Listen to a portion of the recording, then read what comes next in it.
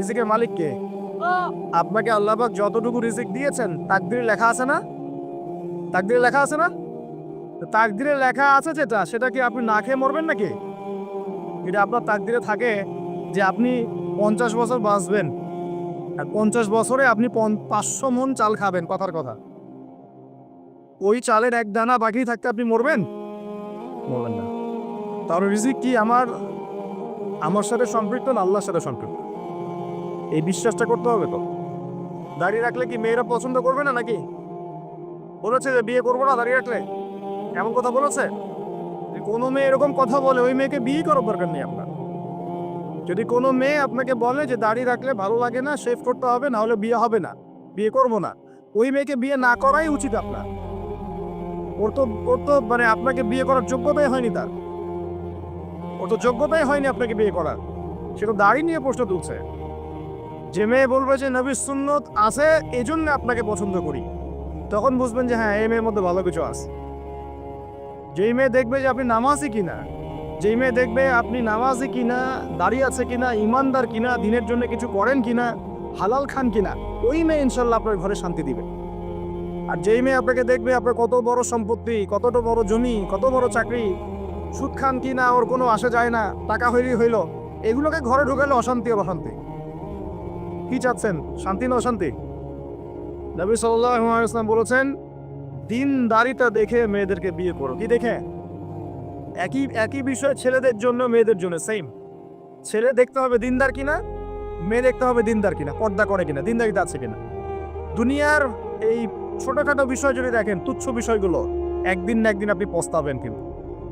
আর যদি আপনি দিনদারিতা দেখেন, ইনশাল্লাহ আপনি কোনোদিন পস্তাবেন না ইনশাল্লাহ। আল্লাহ পাক তৌফিক দান করে নেন। এটা একটা বড় সিদ্ধান্ত জীবনের। এই সিদ্ধান্তে যদি ভুল করে ফেলেন, সারা জীবন পস্তাতে হবে। অতএব এখানে বেশি আবেগে ফ্যান্টাসিতে ভুগবেন না। ঠান্ডা মাথায় দিনদারিতাকে অগ্রগণ্য করে আপনি ছেলে দেখবেন বা মেয়ে দেখবেন ইনশাল্লাহ। আর গার্ডিয়ান যারা পরিবারের পিতামাতা আছেন, তাদেরকেও বলবো দুনিয়ার এই বিষয়গুলোকে বেশি প্রাধান্য দিতে যাবেন না। কত বড় চাকরি করে, কত বড় জমির মালিক, কত বেশি টাকা, এগুলো পরের বিষয়। আগের বিষয় হচ্ছে আপনার ওই জামাই দিনদার কিনা, আগের বিষয় হচ্ছে তার মধ্যে ইসলাম আছে কিনা, শুরুর বিষয় হচ্ছে আপনার ওই মেয়ের মধ্যে দিনদারিতা আছে কিনা। এটা নসিহত করে গেলাম। যদি আপনি বুদ্ধিমান হন তাহলে আমার নসিহত গ্রহণ করবেন, না হলে কিন্তু সারা জীবন পস্তাতে হবে। যারা বেদিন জামাই বিয়ে করেছে আর বেদিন মেয়ে বিয়ে করেছে, তারা বুঝবে যে আমার কথার মর্ম কত। তারা এখন ইচ্ছা করেও লাইনে আনতে পারছে না, পারছেন? ওই যে বলছি বিয়ের পরে ঠিক হয়ে যাবে, এত সহজ?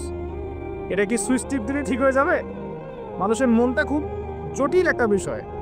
এত সহজেই মানুষের মন চেঞ্জ হয় না। হয় ইল্লা মাশাআল্লাহ, আল্লাহ চাইলে হয়। কিন্তু যদি মনে করেন যে পর্দা করে না, বিয়ে করি তারপর পর্দা করবে, করাই নিব, বানাই নিব, নিজের মতো গড়ে নিব, এত সহজ নয়। পরে দেখবেন সেই মেয়ে আপনার দাড়ি শেভ করায় ফেলছে, করতে পারে না, আপনাকে পেরেশানিতে ফেলবে। সবার এত টাকা, তোমার টাকা নাই। এই যুগে একটু সুদ খেলে কি হয়, সমিতিতে নাম লেখালে কি হয়, সুদের লোন নিলে কি হয়, সবার একতলা বাড়ি, আমার কেন? সবার 4-5 তলা বাড়ি, আমার কেন একতলা থাকবে? নাও লোন নাও, বাড়ি করি। আপনার স্ত্রী আপনাকে এদিকে ইনফ্লুয়েন্স করবে না? করবে। এইভাবে তো বহু পরিবারের কর্তা দিন দিন হার্ট করে মারা আছে। টেনশন, পারিবারিক অশান্তি। অতএব দিনদারিতাকে প্রাধান্য দেন ইনশাআল্লাহ। দিনদারিতার সৌন্দর্য কখনো শেষ হয়ে যাবে ইনশাআল্লাহ। আল্লাহ পাক তৌফিক এনায়েত করে নেবেন। প্রিয় ভাইরা, আলোচনা একটা বড় অংশে এবার আসছি, এদিকে খেয়াল করেন। একটু মনোযোগ দিতে হবে। এখন থেকে আমরা একটু গুরুত্বপূর্ণ জায়গায় যাব। নবী সাল্লাল্লাহু আলাইহি ওয়াসাল্লামের সুন্নতের উপর আমল না করলে আমরা কি জান্নাত পাবো কিনা? আর নবীর সুন্নত কি শুধুমাত্র ইবাদত বন্দেগীর ক্ষেত্রে করলেই হবে, না জীবনের সব ক্ষেত্রে করতে হবে? আমার সাথে কথা বলেন। নবীর সুন্নত কি শুধু ইবাদত বন্দেগীতেই করব, নাকি জীবনের সব ক্ষেত্রে করব? আল্লাহর নবী সাল্লাল্লাহু আলাইহি ওয়াসাল্লাম মাত্র 23 বছরে আইয়ামে জাহিলিয়াতকে সরিয়ে দিয়েছেন, কে দেন নাই? আইয়ামে জাহিলিয়াতের শিরক, ওখানকার আপনার সুদ, ওখানকার আপনার জেনা, ওখানকার মাদক, ওখানকার গোত্রীয় হানাহানি 23 বছরের মধ্যে পরিবর্তন হয়েছে কিনা? যখন মক্কা বিজয় হয়েছে, তখন কি ওই মক্কার মধ্যে কোনো শিরক ছিল? কোনো মূর্তি পূজা ছিল? কোনো সুদ ছিল? কোনো মেয়ের সাথে খারাপ আচরণ করা হয়েছে? কোনো ধর্ষণ হয়েছে?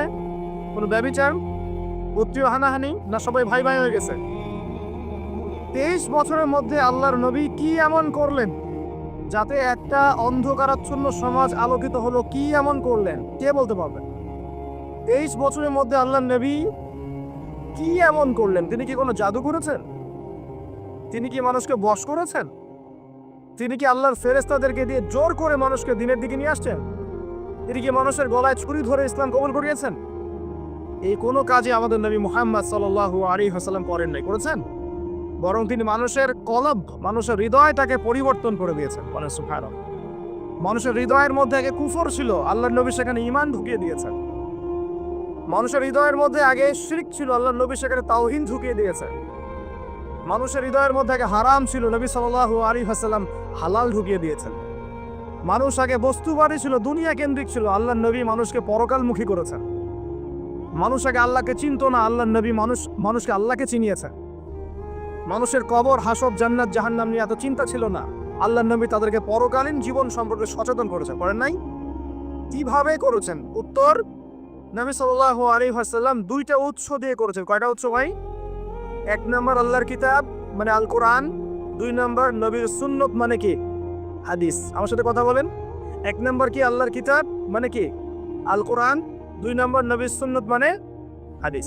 এই কোরআন এবং হাদিসকে কেন্দ্র করে মাত্র 23 বছরে নবী সাল্লাল্লাহু আলাইহি ওয়াসাল্লাম পুরো জাহিলিয়াতের চিত্রই পাল্টে দিয়েছেন। পাল্টে দিয়েছেন কিনা? আচ্ছা, কিভাবে? উত্তর, নবীজি এবং সাহাবীরা সর্বপ্রথম তারা সবাই কোরআন তেলাওয়াত করা জানতেন। এক মিনিট, ঠিক আছে? তার মানে সমাজ পরিবর্তন করতে হলে আমাদের সবাইকে কোরআন তেলাওয়াত করা শিখতে হবে। দুই, নবী এবং সাহাবীগণ সাল্লাল্লাহু আলাইহি ওয়াসাল্লাম কোরআন শুধু তেলাওয়াতই করতেন না, কোরআনের অনেক অংশ, প্রায় পুরো অংশই তাদের মুখস্থ ছিল না? তাহলে আমাদের কোরআন মুখস্থ করা লাগবে কিনা? পুরো অংশ না পারি, অল্প একটু করা লাগবে কিনা? অথবা এতটুকু না পারি, এক পারা পারবো কিনা? এক পারাও না পারি, নামাজের জন্য উপযুক্ত সূরাগুলো মুখস্থ করতে পারবো কিনা? পারবো না? সারা জীবনে কম পড়াশোনা করেছে? প্রচুর পড়াশোনা করেছেন, তাহলে কোরআনের ক্ষেত্রে কেন পিছিয়ে থাকবো? থাকা যাবে? যাবে না। ওই যে বারবার একটা কথা বলি, 15-20 বছর পড়াশোনা করে 15টা সূরা শিখছেন না। 15 বছর পড়াশোনা করে আপনি 15টা হাদিস শিখছেন না। শিখেছেন? 15 বছর পড়েছেন, 10 জন জান্নাতের সার্টিফিকেট প্রাপ্ত সাহাবীর নাম বলতে পারছেন না। নবীজির 10 জন স্ত্রীর নাম বলতে পারছেন না, তার জীবনী বলতে পারছেন না, ঈমান ভঙ্গের কারণগুলো বলতে পারছেন না, কোনো ক্ষেত্রে ওযুর মাসআলাগুলো বলতে পারছেন না, কোনটা ফরজ কোনটা সুন্নাত। এমন আছে না? এবং এদের সংখ্যা কি কম না বেশি? এদের সংখ্যা কোটি কোটি। এমন কোটি কোটি মানুষ আছে বাংলাদেশের মাটিতে। আমরা সবাই মাশাআল্লাহ দুনিয়াবি ক্ষেত্রে শিক্ষিত হয়েছি ঠিকই, কিন্তু দিনের বেসিক জিনিসগুলো শিখি না। আপনি দেখবেন, আমি দেখাবো। কে আছেন বলেন জান্নাতি 10 জন সাহাবীর নাম বলতে পারবেন? একজন ব্যক্তি দ্বারা যান দেখি, এটা বলতে পারেন আমার পক্ষ থেকে নগদ 1000 টাকা পুরস্কার। জান্নাতি 10 জন সাহাবী, এই দুনিয়াতেই তারা জান্নাতের সার্টিফিকেট পেয়েছেন। আল্লাহ নবী বলেছেন তুমি জান্নাতি, তুমি জান্নাতি, তুমি জান্নাতি। 10 জন বলতে পারবেন কেউ? একটু বিশ্বাস করেন, আমি যদি এখন ধরি কোনো পুরস্কার দিব না, 1 টাকাও ভাদিয়া নাই। আমাকে বলেন বাংলাদেশ ক্রিকেট টিমের 10টা প্লেয়ারের নাম বলেন, সবাই বলতে পারবে। পারবে না? 10 জন ইন্ডিয়ান নায়কের নাম বলতে বলেন, পারবে। 10 জন ইন্ডিয়ান নায়িকার নাম বলতে বলেন, পারবে। 10 জন আর্জেন্টিনার প্লেয়ারের নাম বলতে পারেন, পারবে। 10টা ব্রাজিলের প্লেয়ারের নাম জিজ্ঞাসা করেন, পারবে। এগুলো পারবে তারা। পারবে কি না? সত্যি কথা বলেন, পারবে কি না? অবশ্যই পারবে। 10টা বাংলা সিনেমার নাম বলেন, পারবে। 10টা হিন্দি সিনেমার নাম বলেন, পারবে। পারবে কি না? সত্যি কথা বলেন, পারবে কি না? অবশ্যই পারবে। না পারলে তো আলহামদুলিল্লাহ, আপনার জন্য দোয়া থাকবে যে পারেন নাই। বেশিরভাগ ছেলে পেলেই পারবে, বেশিরভাগ মেয়েই পারবে। মেয়েদেরকে জিজ্ঞাসা করেন 10টা সুন্দরী মেয়ের নাম বলো, ভারতের, পশ্চিমের, হ্যাঁ, সিনেমার, নাটকের, গায়কের, গায়িকার 10টা সুন্দর সুন্দর মেয়ের নাম বলো, বলে দিবে। পারবে না? জিজ্ঞাসা করো আজকে গিয়ে যে 10 জন জান্নাতের সার্টিফিকেট প্রাপ্ত 10 জন সাহাবীর নাম কি, দেখবেন বেশিরভাগই বলতে পারবে না। এই বিষয়টাকে আপনি কি মনে করছেন? বিগত 10, 20, 30 বছর থেকে আমরা দেখছি যে একটা অসুস্থ প্রজন্ম তৈরি হয়েছে। অসুস্থ প্রজন্ম। কিরকম অসুস্থ? দিনের জ্ঞান অর্জনের কোনো ফিকির করে না, সারাদিন দুনিয়ার জ্ঞান অর্জন নিয়ে পড়ে আছে। এর উদ্দেশ্য একটা সার্টিফিকেট অর্জন করে চাকরি পাওয়া।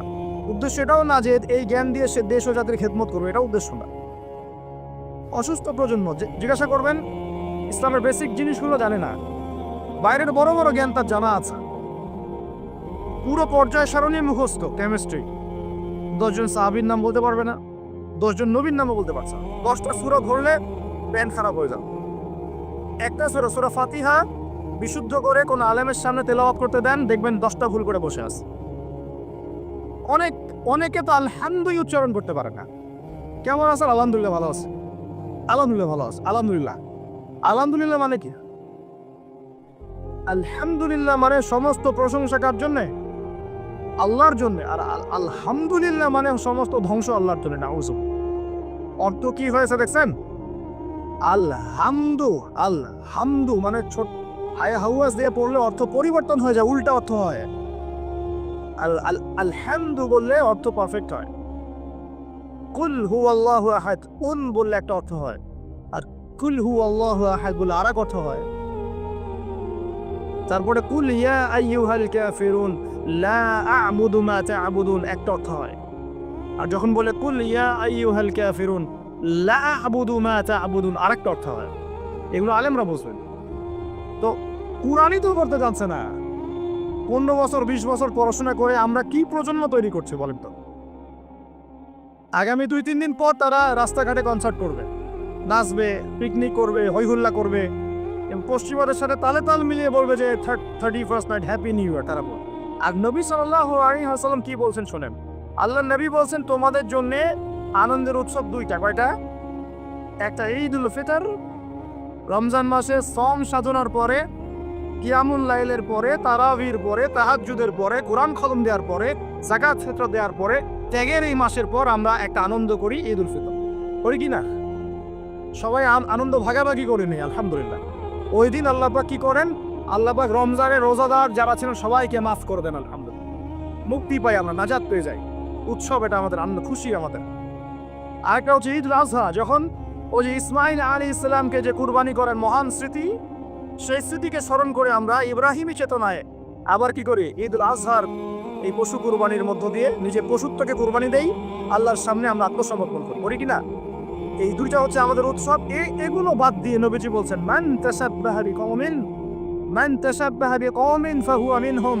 কেউ যদি তোমাদের মধ্যে অন্য কোনো জাতির সাদৃশ্য অবলম্বন করে, যে জাতির সাদৃশ্য অবলম্বন করবে সে তাদের অন্তর্ভুক্ত হয়ে যাবে। নাউজুবিল্লাহ। আমরা কি চাই উম্মতে মুহাম্মাদের অন্তর্ভুক্ত হতে, না ওই পশ্চিমাদের অন্তর্ভুক্ত হতে? পশ্চিমা কারা? যাদের মধ্যে ছেলে বিয়ে করা জায়েজ। খুশি হয়েছেন?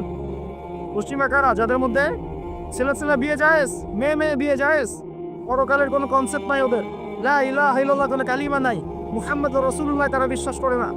এমনকি তারা বলছে, কয়দিন আগে বললো মেরি ক্রিসমাস, বলেছে না?